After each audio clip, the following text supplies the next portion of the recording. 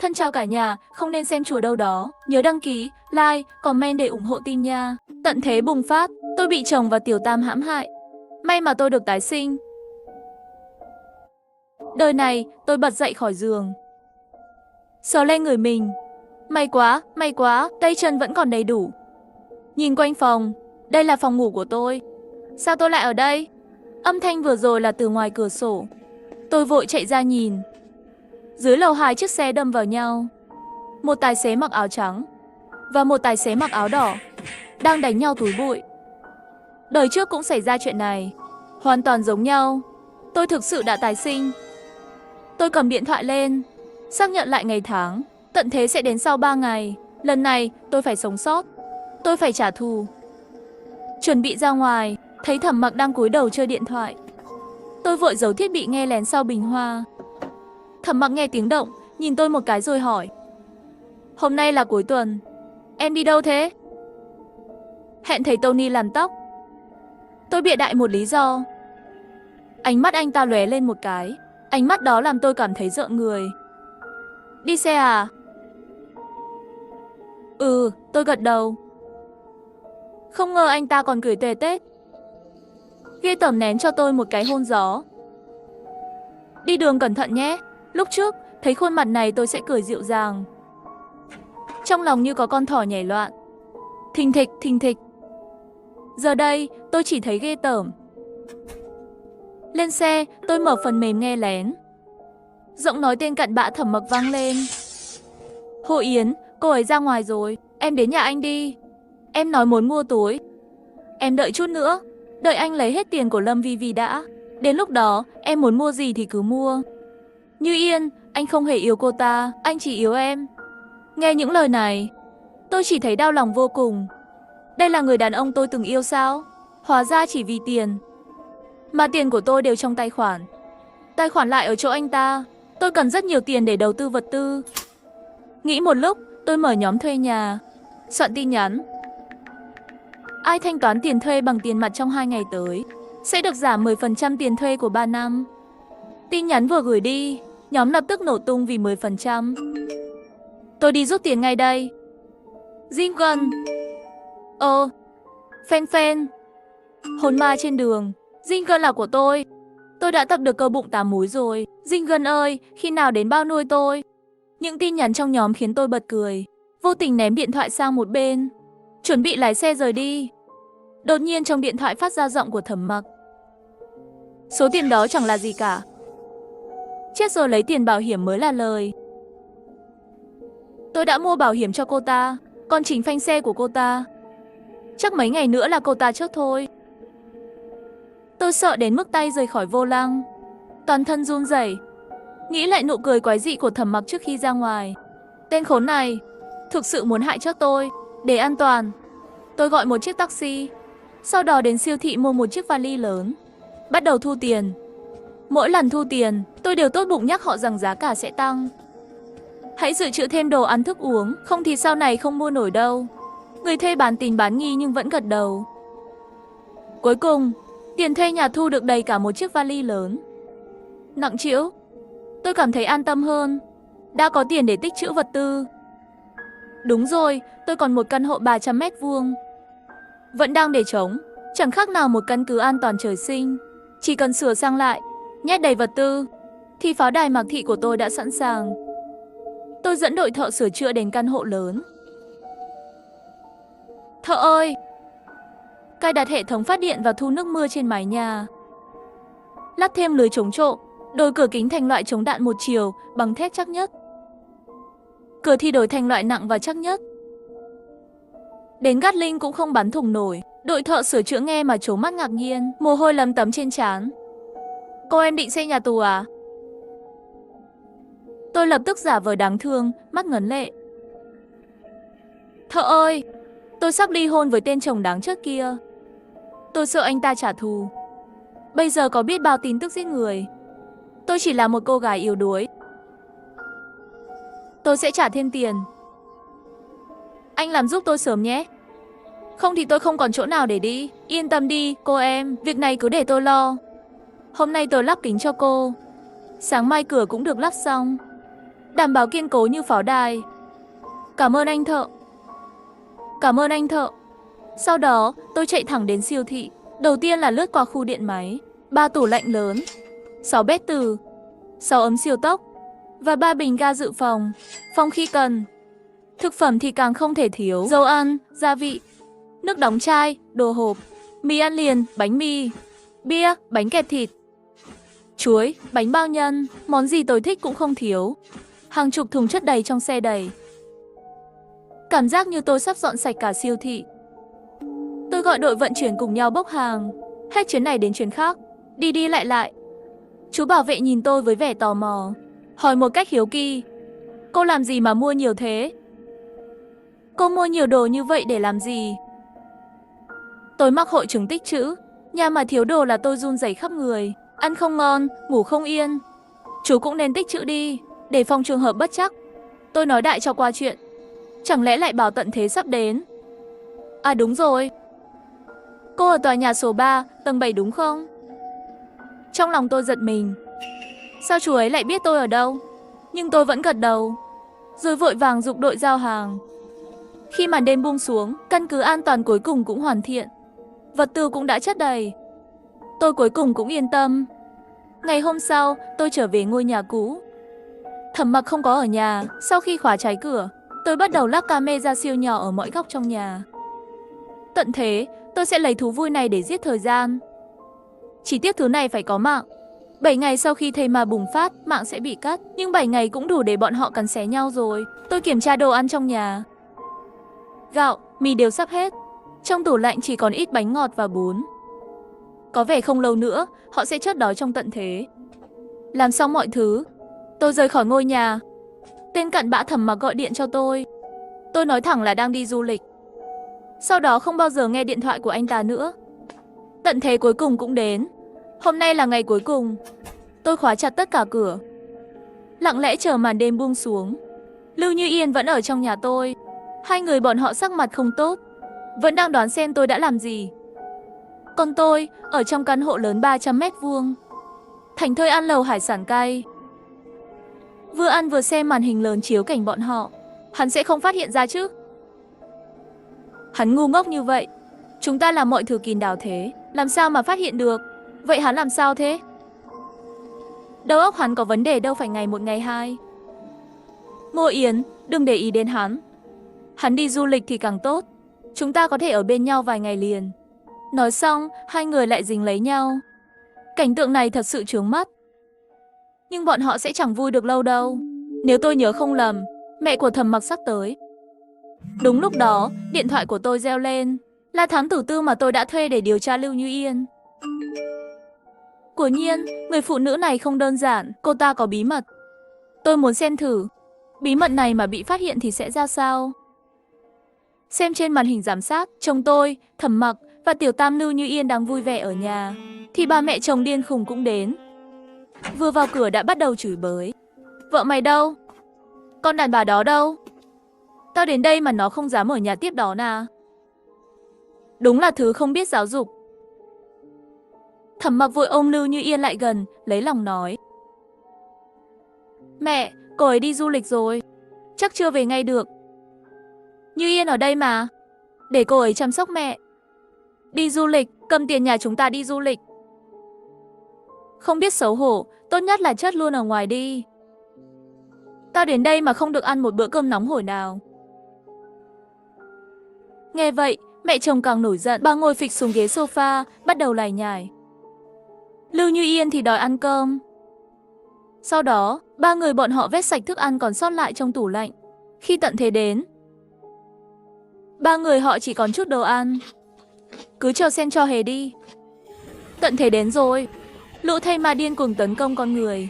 Tôi thì thoải mái ngồi ăn bánh ngọt. Tôi nhàn nhã bật màn hình giám sát. Tên cận bã, tiểu tam và mẹ chồng hoảng sợ run rẩy trước cảnh tượng bên ngoài. Vở kịch hay bắt đầu rồi. Thẩm Mặc ca ca, trong nhà còn đồ ăn không? Thẩm Mặc lao vào bếp, nhưng phát hiện gạo và mì đã bị ăn hết từ tối qua. Tủ lạnh thì trống không. Buổi trưa, mẹ chồng lấy ra 2 gói mì còn sót lại.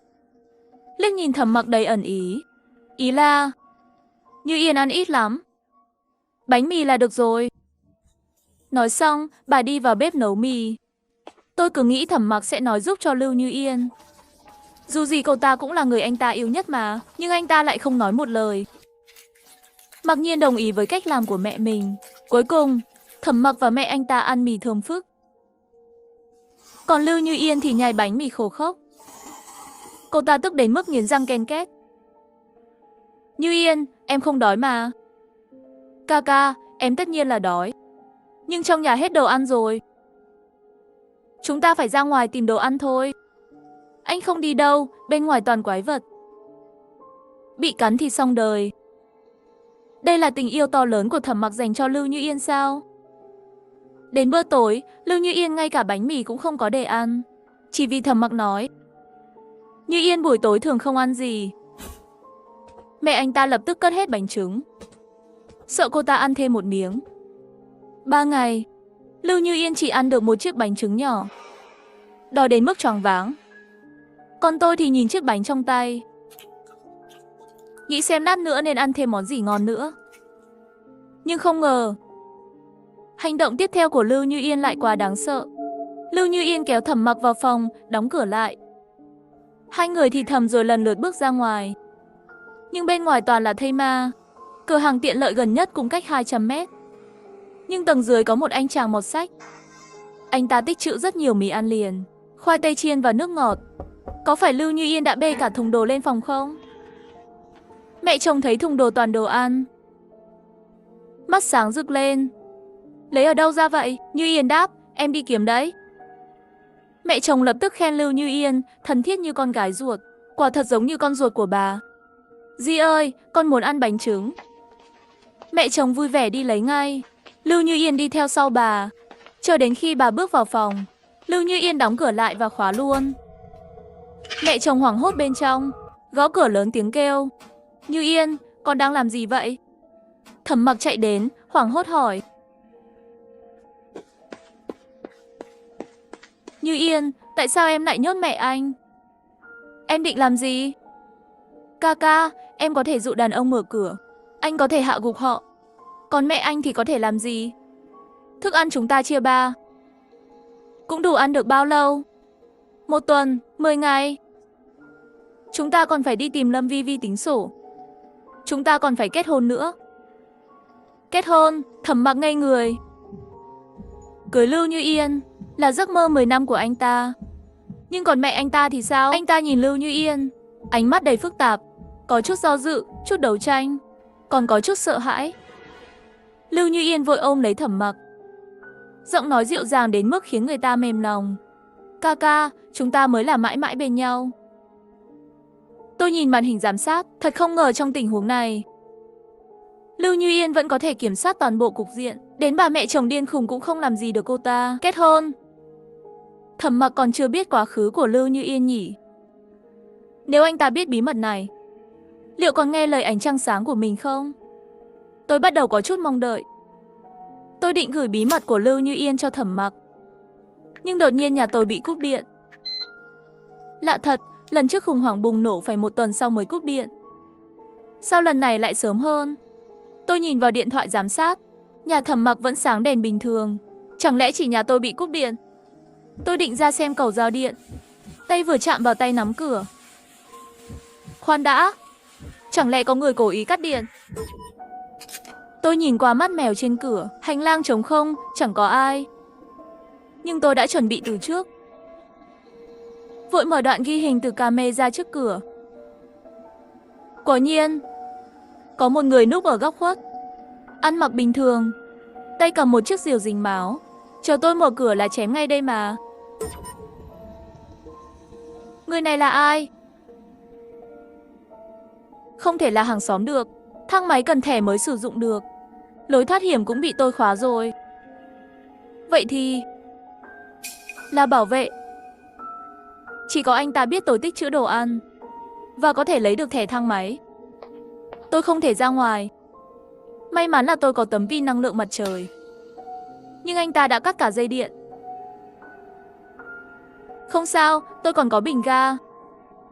Nấu nướng không thành vấn đề. Anh ta không thể chờ lâu được đâu. Cùng lắm thì tôi chờ đến khi anh ta chớt. Tôi cầm một quả táo bước ra cửa. Tôi không cần dùng điện. Anh thật thông minh quá nhỉ. Anh không thấy tôi đã mua rất nhiều bình ga sao? Thử đoán xem anh sẽ chớt đói trước, hay tôi bị mắc kẹt mà chớt. Bảo vệ tức tốc chạy ra hành lang, bắt đầu dùng rìu chém cửa. Tiếng chém rất lớn, nhưng chỉ để lại vài vết xước nhẹ trên cửa. Bảo vệ bắt đầu chửi tôi, những lời lẽ vô cùng tục tĩu. Mở cửa nhanh lên. Tôi đã cảnh báo anh rồi, tự làm tự chịu thôi.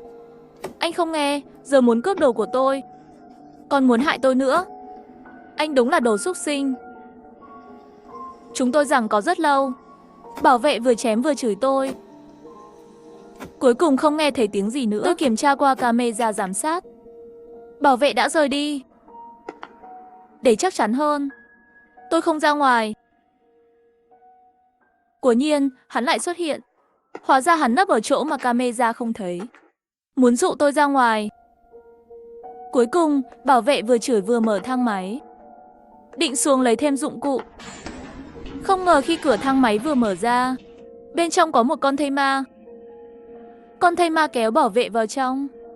Tiếng hét thảm thiết của hắn vang vọng khắp hành lang, làm người ta sợ hãi. Cửa thang máy đóng lại. Tôi thấy an tâm hơn. Đến 12 giờ đêm, tôi nhìn qua màn hình giám sát, cửa thang máy vẫn đóng kín. Con thây ma chắc vẫn ở bên trong. Tôi lén lút ra ngoài, nhanh chóng chạy đến chỗ cầu giao điện, nối lại dây điện của tấm pin năng lượng mặt trời. Tim tôi đập thình thịch trên đường đi, lo sợ cửa thang máy mở ra bất ngờ. May mắn là không có chuyện gì xảy ra. Sau khi xử lý xong mọi thứ, thì đã hơn 12 giờ đêm. Tôi gửi bí mật của Tiểu Tam cho Thẩm Mặc. Hắn bị điện thoại đánh thức. Xem xong tài liệu tôi gửi, hắn tát mạnh Lưu Như Yên một cái. Cô không nói mấy năm nay đi học thêm sao? Học cái này đấy à? Tôi gửi cho hắn quá khứ đen tối của Lưu Như Yên khi còn làm gái. Cô ta muốn tẩy trắng cuộc đời nên mới nhắm vào Thẩm Mặc. Thẩm Mặc từng coi cô ta là nữ thần, làm sao chịu nổi sự thật này? Đồ lừa đảo, cô hủy hoại gia đình tôi, khiến tôi phản bội mẹ mình. Tôi sẽ giết cô. Thẩm Mặc bóp cổ Lưu Như Yên, mặt đỏ bừng lên. Tôi vừa ăn kem vừa xem kịch hay, thật là sảng khoái. Không ngờ Lưu Như Yên lại rút dao từ ngăn kéo, đâm vào bụng Thẩm Mặc. Thẩm Mặc ngã xuống. Lưu Như Yên tiếp tục đâm thêm vài nhát nữa. Người phụ nữ này thật sự quá tàn nhẫn. Cô nghĩ tôi sẽ yêu anh sao? Đồ nghèo kiết xác, anh biết tôi kiếm được bao nhiêu một đêm không? 50.000, anh còn không bằng một lão già 50 tuổi. Nếu không phải vì anh có một người vợ giàu có, tôi thậm chí chẳng thèm nhìn anh lấy một lần. Thẩm Mặc tức đến méo mặt. Anh ta không ngờ người phụ nữ mình yêu lại như thế này. Cô chưa bao giờ yêu ai. Cô chỉ yêu bản thân mình và yêu tiền bạc. Anh tham lam tiền của vợ mình, muốn hãm hại người khác. Anh nghĩ mình là người tốt à? Anh với tôi chẳng khác gì nhau, đều là rác rưởi. Không, tôi còn tốt hơn anh. Tôi chưa bao giờ ra tay với gia đình mình. Còn anh thì sao? Để mặc tôi giam giữ, chính mẹ ruột của anh và định bụng sẽ bỏ đói bà ấy đến chết. Thẩm Mặc không thốt nổi một lời. Anh ta từng thật sự yêu Lưu Như Yên sao? Hay chỉ yêu vẻ trẻ trung xinh đẹp của cô ta? Lưu Như Yên vừa nói vừa đâm. Thẩm Mặc máu me bè bét, nước mắt giàn giụa, sợ hãi nhìn cô ta. Anh ta có hối hận không? Đột nhiên, Lưu Như Yên quay về phía camera tôi đã giấu, ánh mắt như rắn độc. Lâm Vi Vi, tôi biết cô đang xem. Người tiếp theo sẽ là cô. Tôi nghe thấy tiếng động, tiếng đập cửa điên cuồng. Lưu Như Yên, cô đã làm gì con trai tôi? Lưu Như Yên bất ngờ bật cười. Tôi chẳng làm gì cả, chỉ đâm vài nhát vào bụng nó thôi. Mẹ chồng sụp đổ, hét lên thất thanh. Tiếng hét thu hút lũ thây ma. Cửa chính bị đập ầm ầm. Lưu Như Yên hoảng sợ. Cô ta không ngờ tiếng hét của mẹ chồng lại dẫn thây ma đến. Im miệng đi, đồ ngu. Ba gọi cả lũ thây ma đến đây đấy. Mẹ chồng chẳng thèm nghe lời cô ta. Lúc này, bà chỉ muốn báo thù. Cô giết con trai tôi, cô cũng sẽ không tha cho tôi. Chi bằng để lũ thây ma ăn thịt cả hai chúng ta. Tôi muốn chết cùng cô. Mẹ chồng hét lên càng lúc càng lớn. Lũ thây ma bên ngoài ngày càng đông, đập cửa điên cuồng. Tiếng động này khiến người ta kinh hãi. Đúng lúc này, tiếng chuông điện thoại vang lên từ trên bàn. Lưu Như Yên đi tới, tìm thấy một chiếc điện thoại cũ. Cô ta bắt máy. Lưu Như Yên. Chúc mừng tận thế. Tôi mỉm cười, nhấn một nút trên màn hình điện thoại. Khóa điện tử của cửa chính mở ra. Hơn chục con thây ma lao vào Lưu Như Yên, ép cô ta vào cửa sổ lớn và cắn xé điên cuồng. Bị thây ma cắn, Lưu Như Yên gục xuống. Cửa sổ phía sau vỡ tan, cô ta và lũ thây ma rơi xuống. Bên trong, mẹ chồng hét khản cổ. Nghe thấy tiếng thét đau đớn của Lưu Như Yên, bà bật cười, rồi lại ó khóc. Đó là vui mừng hay đau buồn? Sau đó, mẹ chồng hoàn toàn im lặng. Kiếp này tôi cuối cùng đã trả được thù. Nhưng tận thế sẽ ra sao? Liệu tôi có thể sống sót không? Ngày thứ 7 của tận thế, cắt điện và mất mạng. Loa phát thanh bất ngờ vang lên, nói rằng quân đội bắt đầu giải cứu. Ngày thứ 15, tôi không chịu nổi đống rác nữa. Ban đêm lén vứt xuống dưới nhà. Có người dưới nhà cũng đang vứt rác. Vẫn còn người sống trong tòa nhà này. Ngày thứ 50, thật kỳ lạ. Dưới nhà dường như không còn động tĩnh gì nữa. Ngày thứ 60, tôi đang ăn lẩu thì nghe thấy tiếng nổ lớn. Ngày hôm sau, loa phát thanh lại vang lên. Quân đội bắt đầu dùng bom nổ để tiêu diệt thây ma. Ngày thứ 80, loa phát thanh lại thông báo, yêu cầu treo vải sáng màu để dễ dàng xác định vị trí cứu hộ. Tôi lập tức treo ga chảy rừng ra ngoài cửa sổ. Tôi được cứu rồi. Ngày thứ 86, tôi đang đánh răng. Thấy có người ngồi trên bậu cửa tầng 7 của tòa nhà đối diện. Người đó gầy trơ xương, mặt xanh xao, mắt trống rỗng vô hồn. Tôi định mở cửa sổ ra, nhưng cửa sổ bị kẹt. Người đó đột nhiên ngã về phía trước, rơi xuống dưới. Tôi sững sờ. Tôi nghe thấy tiếng xe ô tô, xe tải đang chạy tới, bắt đầu giải cứu ở khu này. 7 người lính được trang bị đầy đủ vũ khí xông vào tòa nhà. Mang theo vũ khí, tiếng súng giảm thanh liên tục vang lên, vừa bắn thây ma vừa lên tầng. Tôi mở hé cửa, nghe thấy tiếng mở cửa lối thoát hiểm. Tôi vội mở cửa ra. Người lính dẫn đầu mặc đồ đen toàn thân, đội mũ bảo hiểm đen, chỉ có thể nhìn thấy đôi mắt cương nghị của anh ta. Anh bảo tôi đứng yên, dùng thiết bị quét qua tôi, mời cô đi theo tôi. Trong tòa nhà này chỉ còn mình tôi sao? Đúng vậy, cô thật may mắn. Và cũng rất kiên cường.